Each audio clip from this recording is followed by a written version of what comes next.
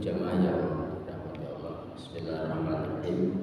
Assalamualaikum warahmatullahi wabarakatuh.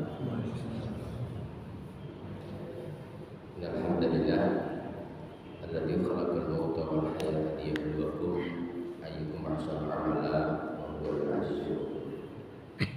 Asyhadu an la ilaha illallah wahdahu la syarika lah wa asyhadu anna Muhammadan abduhu wa rasuluh la nabiyya ba'dahu. Allahumma shalli wa sallim wa barik ala Muhammad wa ala alihi wa sahbihi wa mawala. Qala ta'ala fi kitabillah, a'udzu billahi minasy syaithanir rajim. Bismillahirrahmanirrahim.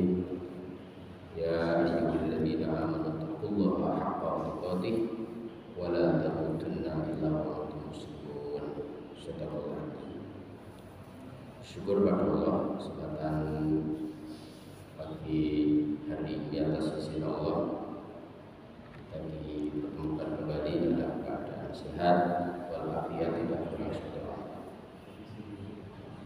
Pada kajian kita pagi ini, Bapak Ibu jamaah yang dirahmati Allah, kita sudah masuk bab baru dari kitab Bulughul Maram.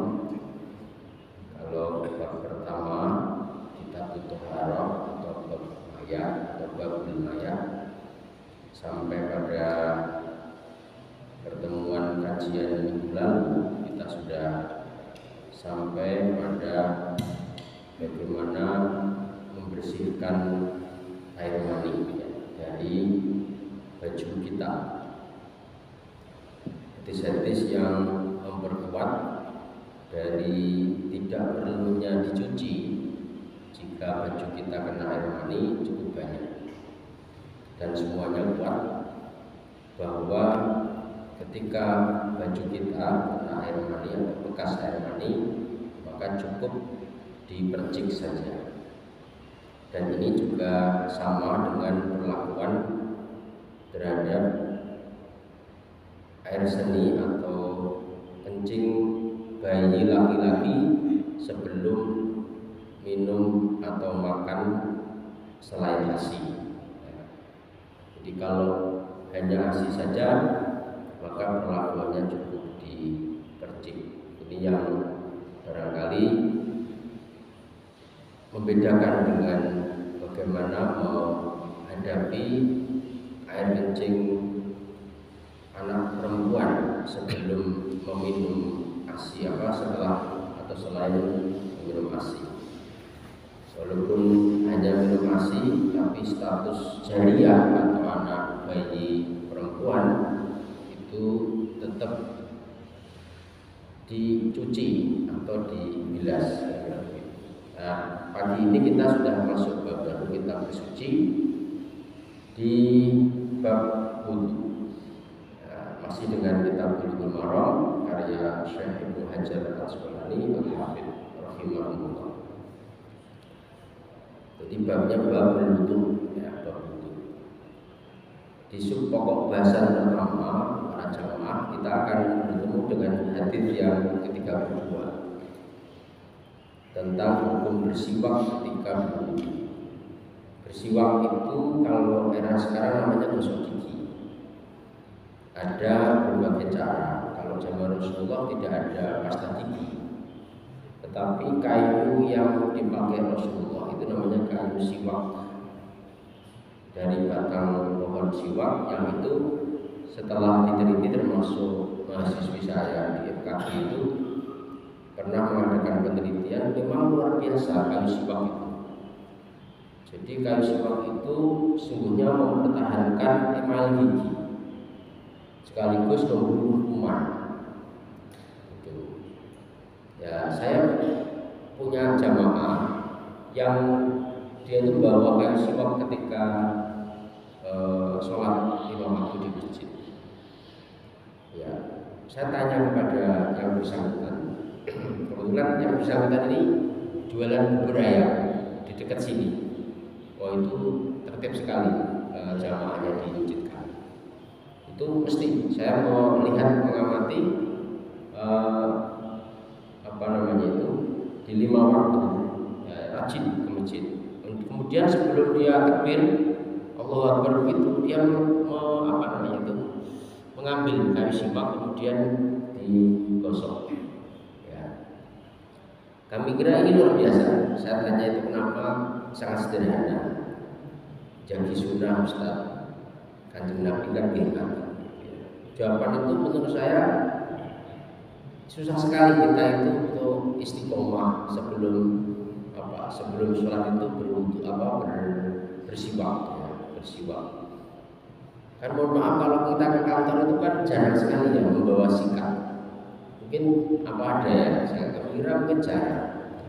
Ya, kalaupun kita bawa mobil itu mungkin yang kita bawa itu peralatan mandi, tapi nggak mungkin misalnya kita masuk kantor itu tas kita bawa sikat gitu ya. Dan yang saya lihat ya jarang sekali orang-orang yang sholat di masjid itu terlebih dahulu dia menggosok gigi sambil mungkin membawa pasta gigi ya, apalah gitu ya. Saya kebetulan bukan artis yang iklan, jadi membawa pasta giginya. Tetapi hadis ini menunjukkan betapa Rasulullah tidak pernah melupakan atau tidak pernah satu pun atau sekalipun beliau sebelum berwudu itu bersiwak. Nah, gosok gigi kita itu kan gosok gigi orang Jawa. Jadi sehari berapa kali ada Jawa? Ya 2 kali, sebelum mandi pagi dan sebelum mandi sore kan gitu ya. Nah itu ya sunnahnya ya 2 kali ya gitu ya. Kalau begitu dapat pahalanya 2 kali. Karena Rasulullah itu kalau dihitung 5 waktu beliau bersiwak ditambah beliau mau sare bersiwak, kemudian beliau setelah makan pasti bersiwak. Berarti berapa kali ini? Saya pernah hitung dengan mahasiswa saya setidaknya itu 5 ditambah makan 3. Beliau makan itu tidak cuma 3 kali sehari. Tadi dicek lagi. Ya, makan nggak cuma 3 kali. Kita kan kadang-kadang kalau tidak saum hanya 2 kali. Tidak, Rasulullah makan itu lebih dari 3 kali sehari itu. Normal ya, pas posisi normal. Pagi dia habis dari masjid begini itu tidak makan berat. Ya, apa gitu ya, kurma atau apa gitu. Maka ketika beliau ke dapur nggak ada kurma, nggak ada apa-apa, beliau kemudian saum sunnah. Nah, beda dengan kita, saum sunnahnya malam hari sahur pun begitu. Rasulullah nggak pernah saum sunnah itu, beliau nggak pernah lihat sebelum subuh karena melihat situasi kondisi dapur. Ya, ketika dapur tidak apa-apa ya sudah harus sahur. Nah, jadi beliau kalau ada sesuatu yang dimakan pagi itu mesti ngemil. Dan nanti dalam kisahnya itu dia naik. Jadi 4 hari agak sepenggal begitu ya, setombak begitu beliau sarapan. Ya, sarapan yang berat. Nah, kemudian beliau kudapan juga kira-kira sebelum duhur itu kudapannya dengan makan makanan yang ringan dan bedaunan, artinya itu bukan bedaunan itu berserat, kira-kira begitu, berserat. Daging ya berserat, ada daun-daun yang bisa dimakan kalau kita selada gitu ya. Ya sekarang makanya kan banyak sekali burger atau apa. Sebenarnya itu sunnah itu. Ya tidak harus burger tapi model seperti itu. Makan siang berarti 3 kali, kemudian makan malam. Makan malam beliau ditutup dengan bukan makanan yang berat sekali, tapi makanan yang menenangkan perut seperti waluh. Ya, waluh itu bagus sekali kalau dimakan malam hari, tapi jarang juga. Kita makan pola kan biasanya kalau Ramadan, gitu ya, dan itu pun juga jarang. Ya itu ya, pola apa waluh itu. Baik, kita akan masuk di hari pertama, hadis berwudu, hadis ke-32. Ya. An Abi Hurairah an Rasulullah sallallahu alaihi wasallam qala laula an asyqa ala ummati la amartuhum bis-siwak wa kulli wudu. Akhrajahu Malik wa Ahmad wa Nasa'i wa sahahahu Ibnu Huzaimah. Ya. Jadi dari Abu Hurairah an Rasulullah SAW dan Rasulullah SAW qala laula an asyqa ala ummati seandainya ini bisa diartikan sekiranya atau bahkan juga mungkin jika, itu kan kira-kira begitu. Jika tidak memberatkan ala ummati terhadap umatku la amartuhum pasti. Nah di situ lah itu lengkap. La amartuhum bisiwak pasti aku akan wajibkan mereka. Pasti aku akan memerintahkan mereka bersiwak atau bisiwak ma'akul liwudu. Ya. Nah, jadi jelang atau sebelum tiap-tiap wudu. Nah, tiap-tiap wudu itu kalau wajib ya berarti 5 kali ditambah misalnya sholat malam hari yaitu berarti 6 ditambah mungkin misalnya pagi hari duha begitu itu juga sebelum sholat banyak sekali. Akhrajahu Malik ya dikeluarkan atau ditakhrij oleh Malik, Ahmad, An-Nasa'i, wa Shahahu Ibnu Uzaimah dan disahkan oleh Ibnu Uzaimah. Ini terjemahan umum ya. Seandainya bukan karena khawatir akan merusakkan umatku, ya, ini saya aku perintahkan mereka untuk bersiwak setiap kali berwudu. Ya. Nah, kita coba lihat keterangan dari Ibnu Hajar Al-Asqalani bahwa di sini beliau kategorikan sebagai hadis valid. Ya. Dalam Bukhari ya. Bisiwatil jarim ya, bisiwatil jazim wa indahul lafzul indi ya, badal ma'a warahu Ahmad. Jadi kalau diterjemahkan umum bisa coba terjemahkan hadis ini termasuk hadis valid ya. Bukhari mengomentarinya dalam bentuk afirmatif. Afirmatif itu kalimat setuju kira-kira begitu ya, atau positif. Dan Bukhari memiliki kata di bukannya dengan ya di. Kalau perbedaannya kalau itu dengan itu kira-kira begini nih kalau kita terjemahkan tadi ya. Seandainya bukan karena khawatir akan merusakkan umatku, niscaya akan diperintahkan. Nah itu ya. Itu berbeda dengan jika ya. Jadi seandainya bukan karena khawatir akan merusakkan umatku, saya akan perintahkan mereka untuk bersiwak. Ya, seandainya itu kalimat di situ bisa dikatakan afirmatif, menuju kepada kepositifan. Artinya itu positif itu lebih cenderung dikuatkan, gitu ya, dikuatkan. Seandainya bukan karena khawatir akan merusakkan umatku, saya akan perintahkan mereka untuk bersiwak setiap kali wudu. Ya, jadi ada perbedaan kalimat di situ. Ada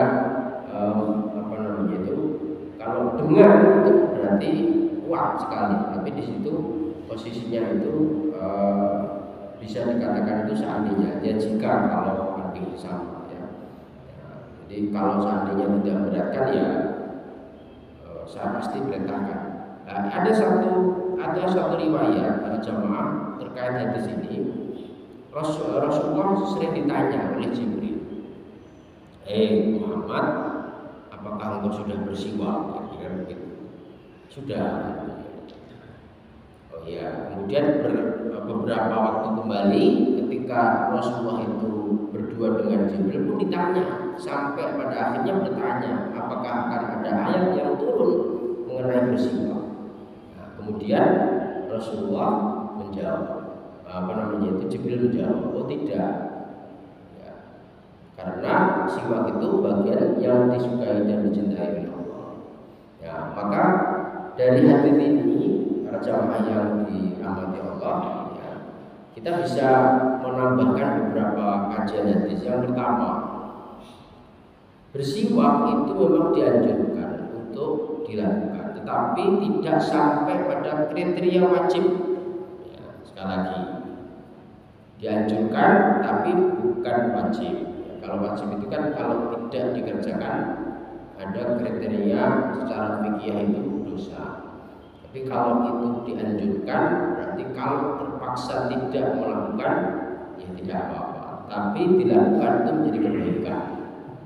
Maka tadi saya katakan ada jamaah di masjid kami di Korpri itu yang istiqomah sebelum sholat. Ya, saya luar biasa saya melihat itu ya. Itu bagian dari menghidupkan sunnah. Kami kira ini menjadi apa ya, ibrah lah gitu ya. Dan saya melihat beberapa kawan juga begitu ya. Beberapa kawan itu ada yang membawa saya mencoba untuk apa namanya itu ketika ngajar Islamic Dentistry 2 ya, calon dokter gigi itu mencoba untuk memperlihatkan bagaimana teknik yang benar yang bersiwak. Jadi kalau menggunakan kayu siwak itu ketika misalkan kita beli dalam posisi itu belum apa ya namanya itu ujungnya itu belum lembut ya, maka nanti saya nggak bawa ya, ujungnya itu kemudian dipalu atau dilembutkan. Nah, dilembutkan mungkin Ustaz Dejan aku nggak ya, nggak bawa ya, saya juga nggak bawa. Jadi di ujungnya itu kira-kira segini nih, ada sih videonya tapi nanti khawatir waktunya habis gak dapat apa kajian. Seperti ini ya, ujungnya seperti ini, kemudian di ujung ini itu dilemaskan, dipalu. Kalau mau beli banyak, ya nanti bos ini kan nggak ada ya di mana itu banyak. Di halaman surau, gitu ya, halaman surau. Ini saya bukan iklan ya, dan itu juga bukan iklan. Padahal masuk YouTube, saya pernah ngecek ternyata masuk YouTube.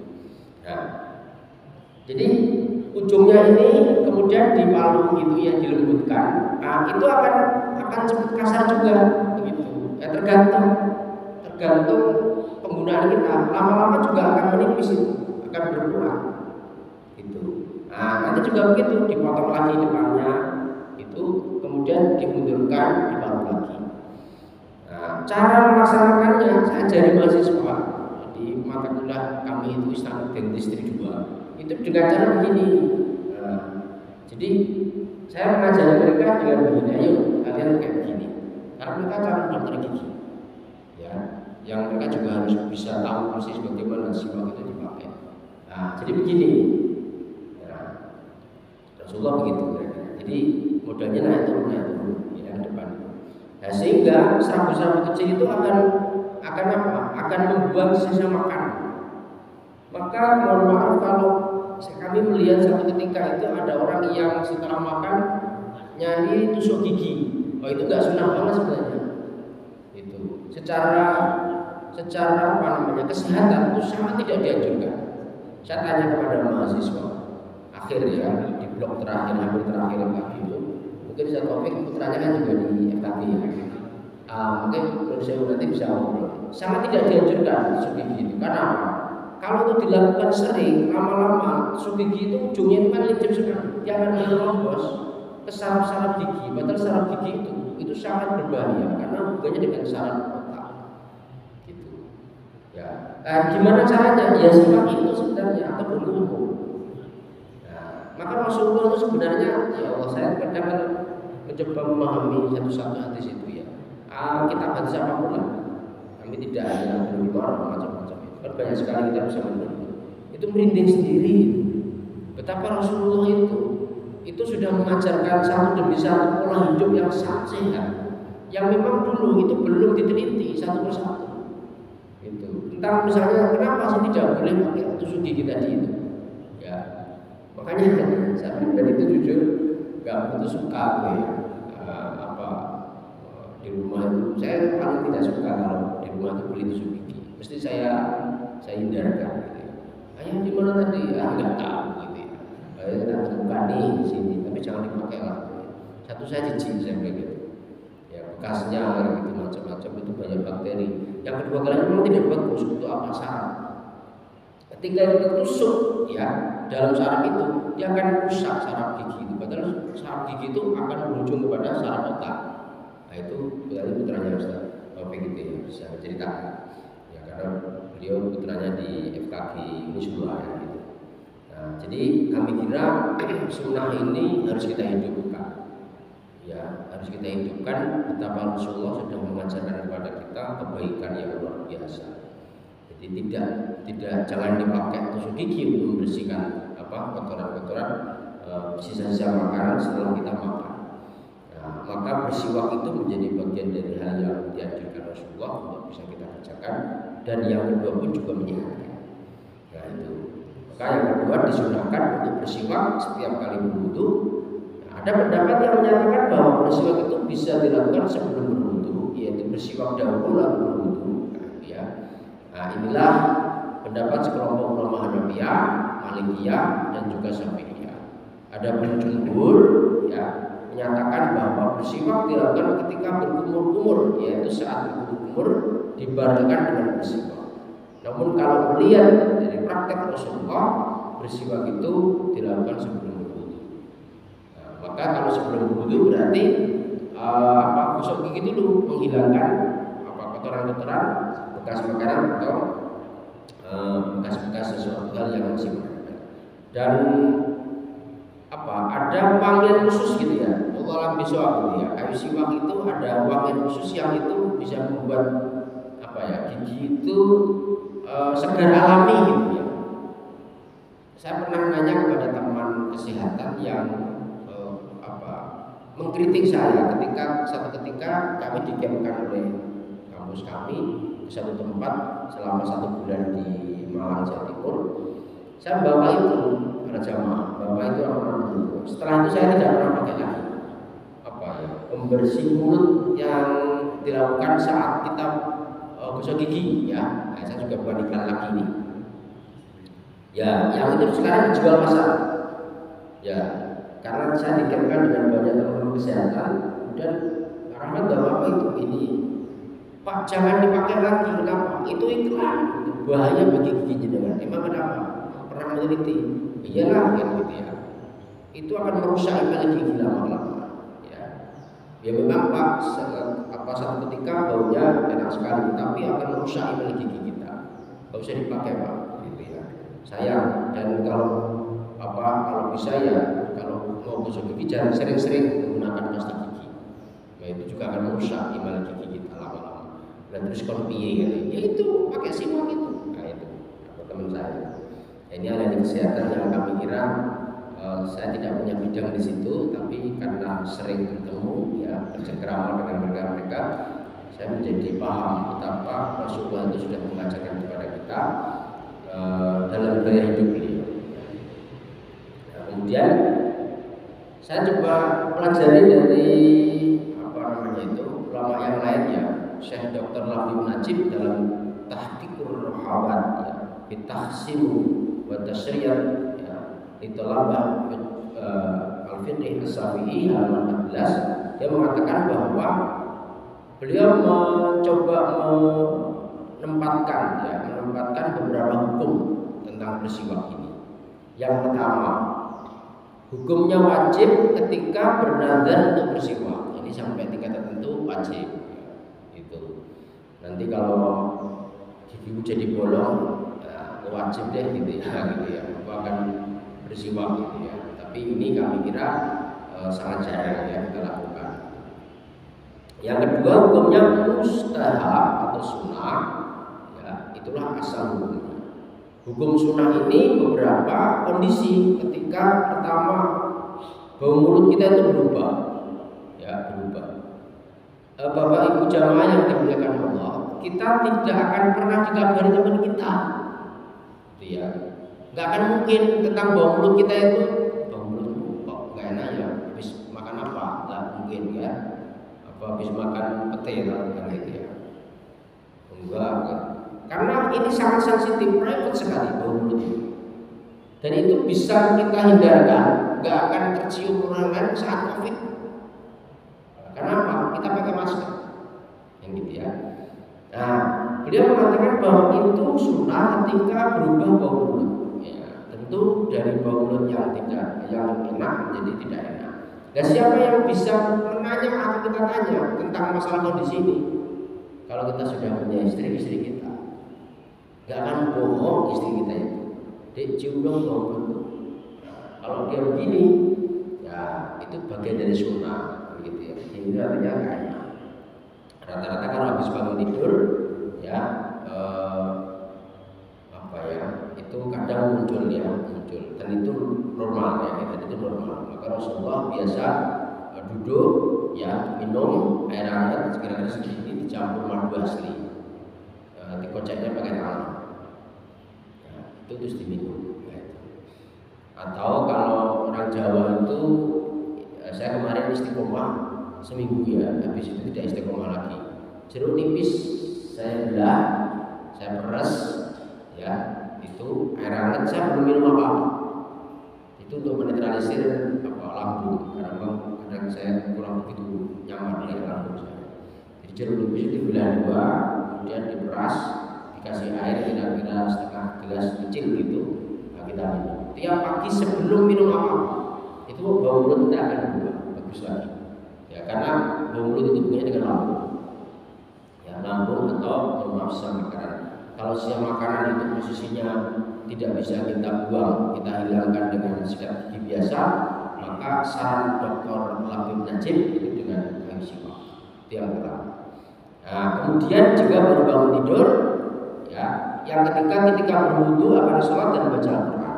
Maka ketika baca Quran itu ulama menaikkan derajatnya kalau kita itu berwudu, bersuci.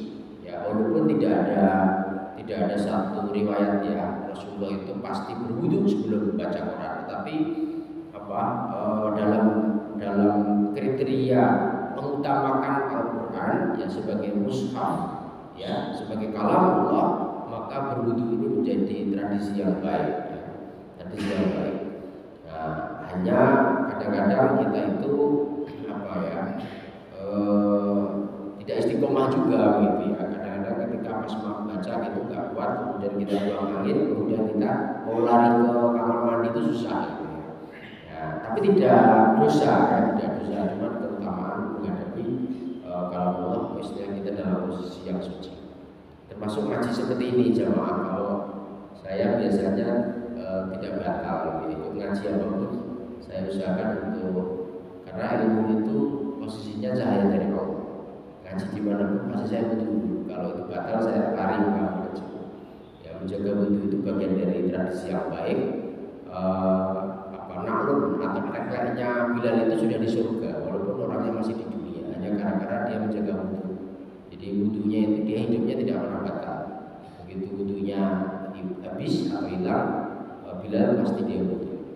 Nah, tradisi ini juga bagus untuk mensucikan mensucikan kita, karena Rasulullah besok itu akan melihat kita di yaumil akhir itu dengan wajah-wajah yang sangat jelas, yang sangat terang, dan itu bisa didapat dengan. Nah, kemudian ketiga hukumnya makruh, yaitu setelah waktu zawal atau matahari tergelincir ke barat bagi orang yang berpuasa. Ini maka kan di sana ada wastan saqqa, wastan sahar. Ya, ketika orang yang berpuasa itu wastan saqqa-nya boleh tapi tidak terlalu kencang. Tapi wastan saharnya menghirup air ke dalam hidung ini yang tidak boleh dilakukan. Apalagi nanti ujungnya mengatakan ada manis-manisnya, gitu ya, setelah berwudu. Itu berarti minum, gitu ya. Nah, kemudian keempat, hukumnya haram jika menggunakan siwak milik orang lain tanpa izin atau tanpa diketahui keridhoannya. Ini gosok, ya, dan juga seyogyanya tidak dilakukan karena sangat khawatir bakteri-bakteri mulut dari orang lain akan menempel kepada kita. Hadis pertama tentang siwak, apakah ada yang ingin disampaikan barangkali jemaah? Kami kira ini tradisi yang baik ya. Jadi supaya betul. Assalamualaikum warahmatullahi wabarakatuh. Tadi tentang kayu siwak kan? Ya. Apakah siwak itu bisa sebagai pengganti gosok gigi atau hanya sebagai itu tadi? Ya. Kedua lah, bukan pertama. Kemudian apakah kayu siwak itu setelah digunakan apakah harus dicuci atau tidak perlu? Ya. Terima kasih. Assalamualaikum warahmatullahi wabarakatuh. Baik. Terkait kayu siwak, ya. Apakah kayu siwak itu bisa mengganti sikat. Ya.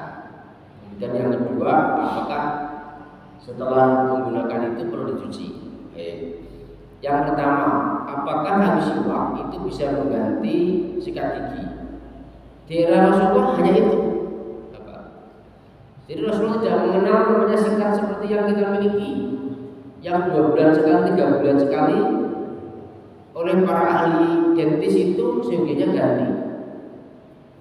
Jadi maksimal 3 bulan itu harus ganti.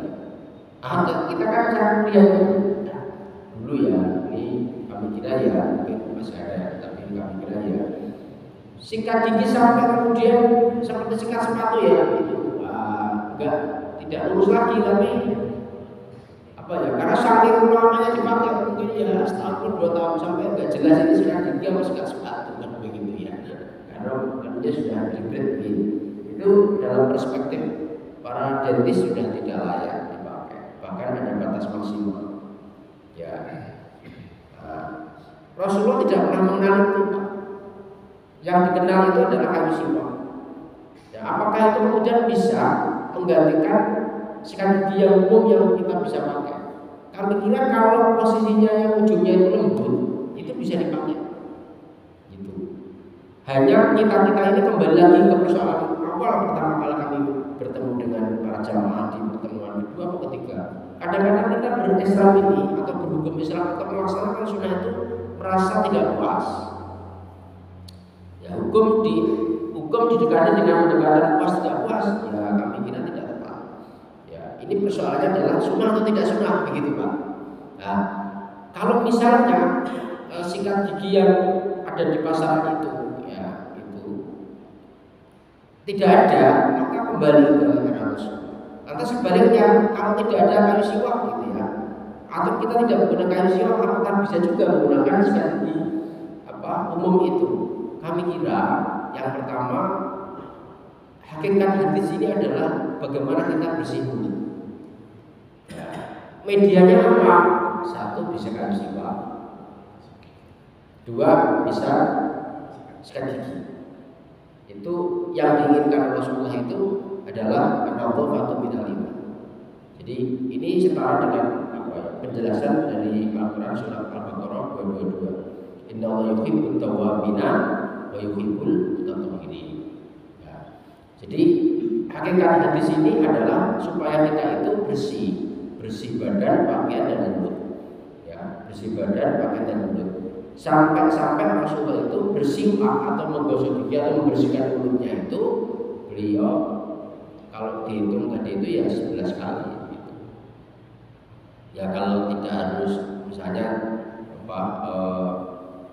susah saya Pak kalau harus di mana tadi itu ya di Al-Mansurah atau di mana gitu, kemudian nanti malu macam-macam yang punya itu sikat.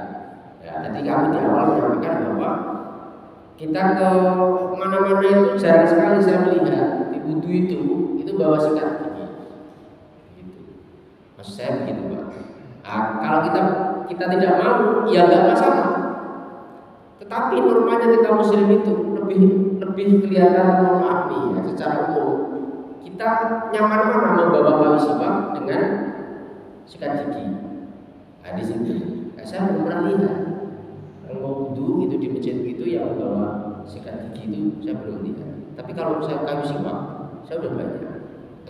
Sholat itu ya. Tapi normalnya kalau hadis ini sebelum wudu. Jadi sebelum wudu. Maka kalau kita di rumah kita insya Allah bisa istiqomah, kita bersikat gigi ya Pak. Ya itu. Tadi itu nggak cuma 2 kali tadi itu mandi pagi sama mandi sore ya. Tapi kalau posisinya misalnya saum ya itu jangan kenceng-kenceng gitu ya. Gitu. Kami kira itu yang pertama. Jadi apakah kayu siwak ini bisa menggantikan sikat gigi atau sebaliknya? Apakah sikat gigi umum itu bisa menggantikan posisi kayu siwak? Kami kira yang dituju di sini adalah kebersihan gigi dan mulut kita sebelum sholat, ya sebelum sholat, supaya tidak ada bekas-bekas makanan ketika kita sedang sholat atau bau mulut kita tidak nyaman ketika kita menghadap Allah.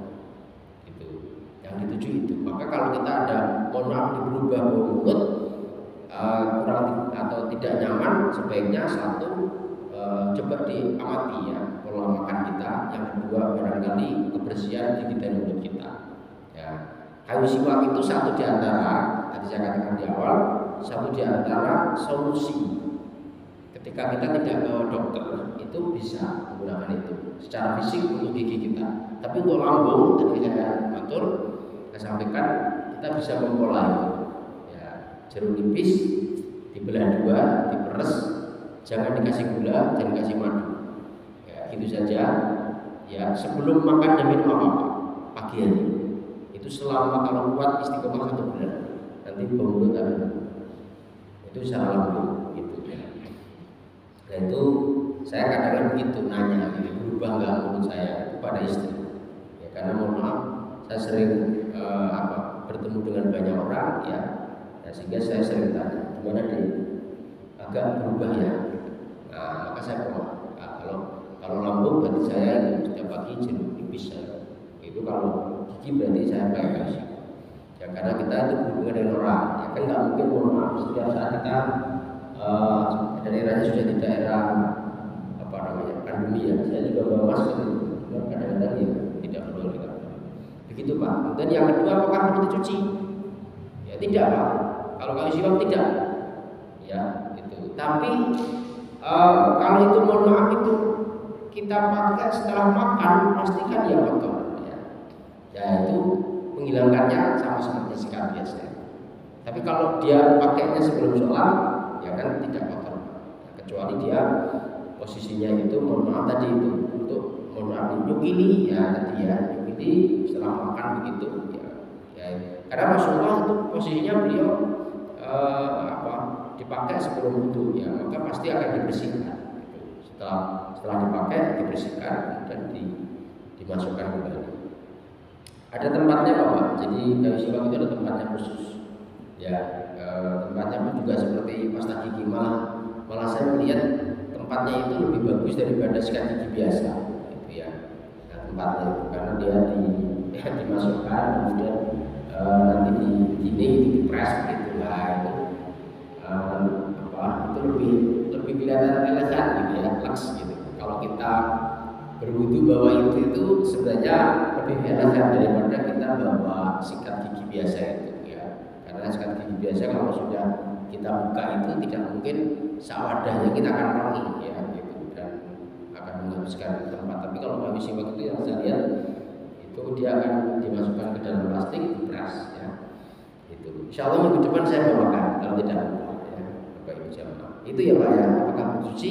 Sebaiknya iya ya. Tapi kalau tidak dipakai untuk menghilangkan makanan gitu ya, yaitu kami kira bisa jadi tidak perlu dicuci. Monggo jamaah. Iya Bapak, silakan. Kaitannya tadi jenis kayu. Jenis siwak kayu atau jenis kayu. Ya baik. Untuk kayu siwak itu apakah ada jenis sendiri? Ya, kami kira memang ada tidak bisa semua Pak. Karena misalnya mau pakai kayu johar gitu, ya kayu johar yang dibikin jalan itu kan rasanya pahit, ya pahit. Atau kayu-kayu normal itu pahit. Tapi kalau kayu siwak ini memang enggak, rasanya tidak pahit. Dan dia ada performa khusus hasil penelitian itu yang sebenarnya itu menghilangkan bakteri, gitu Pak. Sedangkan kayu yang lain Allah bisawab belum pernah diteliti, tetapi memang kayu itu khusus, ya kayu khusus. Ya sekarang justru malah ada pasta giginya Pak, pasta gigi dari kayu itu. Karena yang dilihat itu dia bisa menetralisir bakteri, bisa membuang bakteri sehingga dia dipotong-potong kecil, dijadikan serabut, kemudian dibubuk begitu Pak. Kemudian sikatnya itu tidak kayunya tadi sikat biasa, tapi menggunakan bubuk kayu siwak itu dan dipakai siwak. Kami kira ini model baru, tapi saya belum pernah nyoba. Ya, apakah betul ada pasta gigi siwak dari kayu siwak? Saya kayaknya pernah melihat ada, cuma saya belum pernah nyoba. Gitu ya. Nah, bagaimana? Ya nanti coba minggu depan akan saya bawakan kayunya siwak ya, yang biasa kami pakai. Itu para jamaah bapak-bapak, ya kami kira cukup dulu, sudah jam 6. Ini baru satu hadis, kami sudah siapkan 3 hadis ya. Nanti minggu depan kita teruskan ya. Minggu depan kita akan masuk ke tata cara wudhu ya, perspektif Rasulullah di dalam hadis Bulughul Maram ya, dalam kitab hadis Bulughul Maram. Ini sudah saya terus teknik disebut, tapi minggu depan saja. Ya, kami kira itu yang dapat kami sampaikan. Kurang lebih mohon maaf. Waalaikumsalam. Kita tutup dengan bacaan alhamdulillah dan doa kafaratul majelis. Alhamdulillahirabbil kurang lebih mohon maaf. Assalamualaikum warahmatullahi wabarakatuh.